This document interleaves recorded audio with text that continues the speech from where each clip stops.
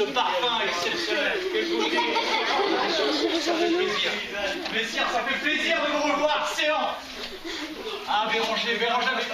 Oh là là, je suis heureux d'être là, vous ne pouvez pas savoir. Quel bonheur, guerroyer. Quel paix, quel calme, quel plaisir de revenir au pays. Votre douce amie s'est remise de ses couches, la petite Héloïse, comment va-t-elle? Elle grossit et grandit. Oh là là, ce plaisir exceptionnel. Je vous envie, messire, je vous envie. Excusez-moi, monsieur Jean. Oui. Avez-vous fait une histoire à me raconter? Une histoire, messire. Une histoire à propos d'un jeune Arnaud, apparemment. Vous voulez que je m'en compter? Non, du tout. Ah. Je m'en vais vous la conter, messire. Je m'en vais vous la conter. Il y a de cela de nombreuses années, dans un château un peu semblable à celui-ci, le seigneur du château, seigneur des Trois Sources, avait un fils, Arnaud. Le seigneur de ce château avait à son service un maître d'armes, qui lui-même avait une fille, Isabelle. Arnaud devait avoir 7-9 ans, Isabelle 5-7 ans, messire. Ils étaient inséparables. On cherchait Arnaud, on trouvait Isabelle. On cherchait Isabelle, on trouvait Arnaud. Au grand désespoir de leurs parents, ils couraient parmi les gens, ils couraient dans les douves, ils se risquaient à l'extérieur. Quelle belle amitié. Les années passèrent et je vous le donne en sang, messire. L'amitié se transforma, s'entraîner avec le père d'Isabelle au maniement des armes, partageait son autre passion aussi, la chasse. Il n'avait qu'une envie, c'était de partir à la guerre dans l'ordre des Templiers, pour aller se battre et mener haut les couleurs du château des Trois Sources. Isabelle ne voulait pas. La séparation était impossible. Et pourtant, il partit une première fois pendant 2 ans. Il ne revint pas pendant 2 ans. Et croyez-moi, messire, quand il revint, Isabelle fut frappée de cette transformation. Elle ne reconnut pas le Arnaud qu'elle avait aimé. Ce garçon tendre, doux, attentionné, était devenu froid, méchant, cruel. Il lui expliqua qu'à la guerre, il avait d'abord tué par nécessité, par devoir, et puis après il avait tué par plaisir. Et tué pour tuer. Ça, Isabelle ne le supporta pas. Arnaud repartit, messire. Mais là pour 8 ans. 8 longues années à se battre en Terre Sainte. Un jour, il ne guerroyait pas. Il sacrifia à sa passion la chasse. Il s'éloigna de ses troupes. Il avisa un épervier dans le ciel. Il banda son arc, visa et décocha un trait meurtrier avec un sourire sadique. La flèche transperça le rapace qui tournoya et s'abattit sur le sol. Arnaud se précipita. Ah ah. Quelle ne fut pas sa surprise, messire. Ce n'était point un épervier qu'il avait aussi, une tourterelle. Et plus surprenant, messire, une tourterelle qui lui parla. Oh, je sais ce que vous allez dire, c'est impossible. Moi aussi, je le pensais. Et ce n'est pas que l'animal parle qui me surprit, messire. Non, c'est ce qu'elle lui dit. Il s'approcha, il prit l'animal blessé, l'animal lui murmura.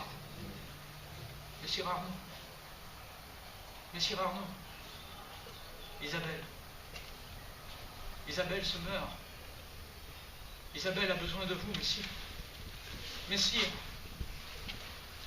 La tête de l'oiseau se pencha sur le côté et il mourut. Arnaud n'eut plus qu'une idée en tête. Isabelle. La douce France. Isabelle. Le pays de France. Isabelle. Isabelle, il prit un bateau, quitta la Terre Sainte, rejoignit la France, chevaucha à bride abattue, jour, nuit, nuit, jour, jour, nuit, nuit, jour, ivre de douleur, d'amour, de regret et de remords. Il arriva en vue du château des Trois Sources. Moins gigantesque que celui-ci, mais tout de même. Une foule au pied du château, des hommes en armes, une agitation. Des soldats s'avancèrent. lui interdisant le passage. « Oh là, maintenant, où vas-tu, chevalier ?» Il n'avait pas reconnu, évidemment, 8 ans, vous pensez. Certains, mais sire, Arnaud, mais c'est le chef, c'est le maître. Dégagez, poussez-vous. Un attroupement, un cheval, couché sur le côté, des gens en armes, des cris, des pleurs, une forme. Il l'a reconnue tout de suite. Isabelle. Il se renseigna. Que s'est-il passé? Maître. Mais parle, dis, je parle. Un accident. Elle a voulu. À l'aube, elle est partie. Elle a voulu chevaucher, elle pensait à vous, elle ne parle que de vous, mais sire, une chute, elle parle. Qu'en est-il de son état? Non, messire, non. Non, elle ne passera pas. C'est où? Il écarte les gens, tout le monde le reconnaît, le maître. Il s'agenouille. Isabelle, mon amour, Isabelle. Il lui prend la main, il le regarde. Oh, messire. Oh, Arnaud, vous êtes là. Elle lui prend les deux mains. Elle lui dit, jurez-moi une chose, messire. Tout ce que vous voulez, mamie, tout ce que vous voulez. Je sais que votre cœur est noir. Je sais que votre cœur est plein de sang et de fureur. Jurez-moi qu'à partir de ce jour, vous cesserez combat. Vous cesserez de guerroyer. Vous ne penserez qu'à faire le bien. Je vous le jure. Sur mon honneur, je vous le jure. Et là, Isabelle, immense sourire, penche la tête sur le côté, et juste avant de mourir, une larme se forme au bord de la paupière d'Isabelle. Elle coule le long de la joue, messire. Elle coule le long de la joue, et elle tombe sur le feuillage. C'est depuis ce jour que la nature célèbre chaque matin, par la rosée, la mort d'Isabelle. Voilà, messire, je vous ai tout dit. Une bien tragique histoire, messire. Une bien tragique histoire. Mais bon, cessons cela. Êtes-vous sûr que l'histoire s'arrête là? Se termine ainsi? Ne vous cachez-vous rien d'autre? En tant qu'ami, messire, je vous dois donc la vérité. Je suis effectivement Arnaud, ancien seigneur de Trois-Sources. Et depuis ce jour, pas un matin, lorsque j'effleure les feuilles et le feuillage couvert de rosée, j'ai toujours l'impression de caresser la joue d'Isabelle. Pas un matin sans elle, messieurs. Et depuis ce jour-là, j'essaie, par la force des choses, de faire le bien. Mais arrêtons de parler de tout ça.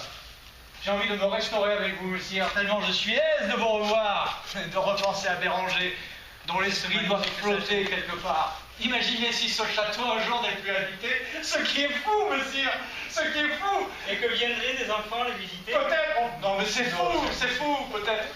Ces paroles flotteront quelque part. Et nous les saluons à travers les siècles. Mais c'est folie, messire. Allons boire et nous restaurer.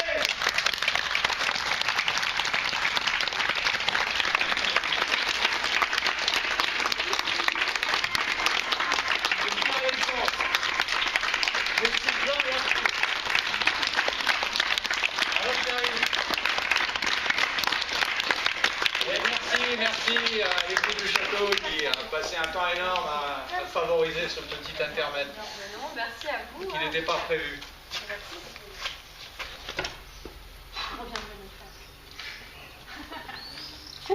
Ah oui, ah oui.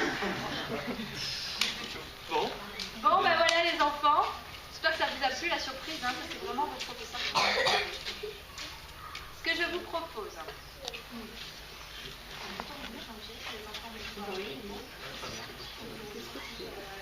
À l'accueil, dans 5 minutes. Ce que je vous propose, c'est que par groupe, vous montiez voir le donjon comme Donc, on va dire que c'est le groupe de Lola qui va partir en premier parce que vous êtes déjà ici. Vous autres, vous allez attendre un petit peu.